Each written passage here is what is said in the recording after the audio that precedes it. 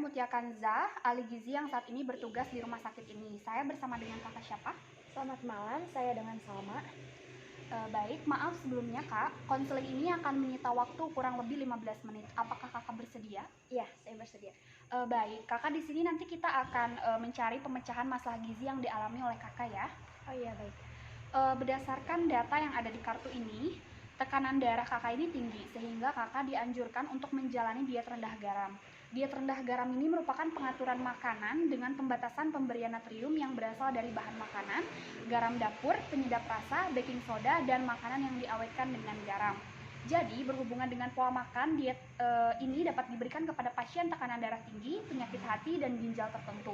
Jadi, pada konseling ini kita akan mendiskusikan perubahan pola makan mengikuti anjuran makanan yang boleh dan tidak boleh, serta jenis dan jumlah yang tepat untuk seseorang yang menjalani diet ini. Jadi, saya berharap kakak bersedia bekerja sama untuk keberhasilan proses konseling ini.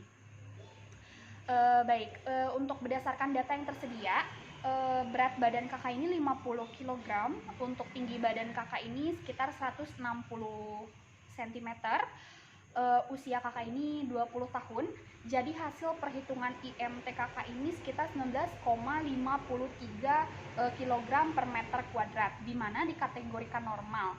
Selain itu, tekanan darah kakak ini 160/100 mmHg, yang berarti tekanan darah kakak ini tinggi. Maaf sebelumnya, kakak untuk keseharian kakak di rumah biasanya mengkonsumsi apa saja nih?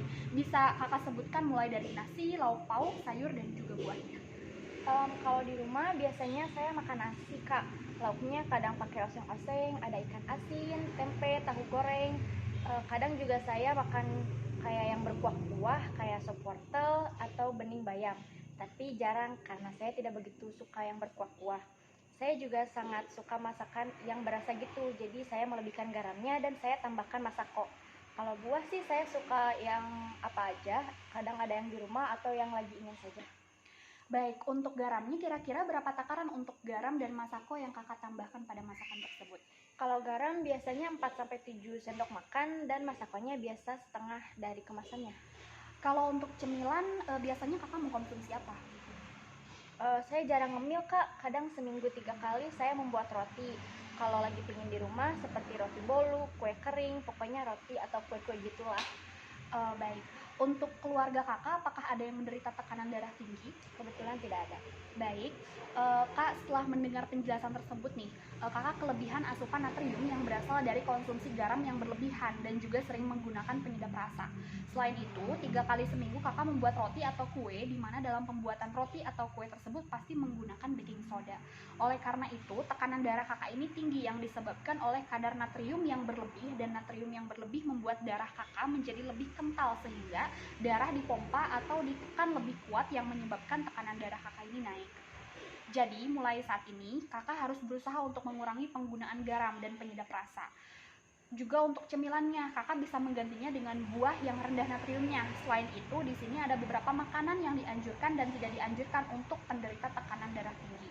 Sehingga kakak bisa memilih nih makanan yang kakak suka dan tersedia di lingkungan itu. Oh iya, baik. Saya akan berusaha untuk mengurangi garam dan penyedap rasanya, Kak. Ya, baik. Ini dari leaflet tersebut, kakak tidak boleh mengkonsumsi bahan makanan yang tidak dianjurkan. Jadi kakak ini memilih bahan makanan yang dianjurkan yang mana kakak sukai. Karena hampir semua bahan makanan yang dianjurkan yang tercantum di leaflet ini harus mengurangi jumlah takaran garam, atau makanan yang diawetkan dengan garam dapur atau makanan kalengan. Jadi kakak ini bisa mengkonsumsi semua bahan makanan yang kakak sukai dengan ketentuan yang sudah saya jelaskan. Selain itu, bahan makanan yang tidak dianjurkan untuk ibu, mohon maaf untuk kakak, yaitu biskuit, crackers, roti tawar, keju seperti sosis, kecap, tauco, terasi, saus tomat, petis, atau margarin dan mentega biasa, baking soda atau powder, ikan asin, dendeng, abon, sayur asin, acar, dan makanan kalengan. Kalau untuk daging itu bisa ikan dan ayam maksimal itu 2 potong sedang sehari, dan telurnya tuh 1 butir sehari. Sedangkan bahan makanan dianjurkan untuk kakak ini seperti itu ada beras ketan, jagung, kentang, misoa, tepung terigu, kacang hijau, tahu, tempe, bayam, kacang kapri, ada kol, buncis, kembang kol, apokat, apel, jeruk, pepaya, kopi, teh, gula, selai, dan juga gula merah. Jadi bahan makanan tersebut bisa kakak konsumsi setiap hari. Baik, akan saya coba di rumah ya kak. Oh iya, jadi kakaknya bilang kalau kecap dan terasi gak boleh ya kak. Jadi kalau saya membuat oseng-oseng tidak perlu pakai kecap. Iya, Kak, betul. Kakak tidak perlu pakai kecap kalau membuat oseng-oseng, dan juga kalau kakak membeli makanan kemasan nih, kakak membaca terlebih dahulu label yang tertera pada kemasan. Pada label tersebut tercantum kandungan energi dan zat gizi dari makanan tersebut, termasuk natrium yang biasa disingkat dengan Na. Jadi kalau bisa, kakak ini memilih makanan yang natriumnya kurang dari 100 mg. Nah, di leaflet juga terdapat contoh menu sehari yang bisa kakak contoh nih atau coba di rumah. Makan pagi terdiri dari nasi, telur dadar, dan tumis kacang panjang. Untuk selingannya itu bubur kacang hijau. Makan siangnya bisa dari nasi, ikan acar bumbu kuning, tahu bacem, sayur lodeh, dan juga pepaya. Makan malamnya bisa terdiri dari nasi, daging pesmol, tempe mendoan, cas sayur, dan pisang. Dari menu tersebut kakak bisa nih mengganti bahan makanannya dengan bahan makanan yang kakak suka. Untuk penggunaan kecapnya kalau bisa dikurangi atau dihilangkan, dan bisa diganti dengan olahan lain. Baik kakak, dari penjelasan saya tersebut apakah ada yang ingin ditanyakan? Tidak kak, sudah jelas. Baik, untuk sekarang kakak bisa mengulang kembali apa yang sudah saya sampaikan. Saya harus mengurangi garam dan penyedap rasa.